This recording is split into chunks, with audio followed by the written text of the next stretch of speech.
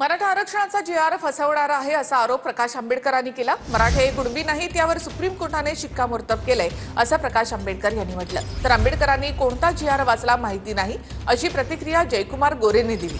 काहींना मराठा आणि कुणबी वाद पेटता ठेवायचा आहे असा आरोपही गोरे यांनी केला आहे। सुप्रीम कोर्टाने सुद्धा शिक्कामोर्तब त्या ठिकाणी मारलेला आहे की सर्वच मराठा ही कुणबी आहेत असं सरसकट त्या ठिकाणी धरता येत नाही।